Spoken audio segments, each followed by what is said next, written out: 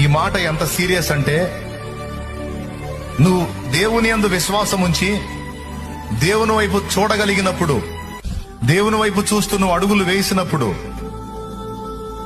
నీ చుట్టూ ఉన్న పరిస్థితులు నీ కాళ్ల కింద అణిగి మణిగి ఉంటాయి. అవి నిన్ను మించలేవు. నీ చుట్టూ ఉన్న ప్రతికూలతలు కావచ్చు, ఇబ్బందులు కావచ్చు, ఏవైనా కావచ్చు, అవి నీ కాళ్ల కింద అణిగి మణిగి ఉంటాయి. అవి నిన్నేమీ చేయజాలవు.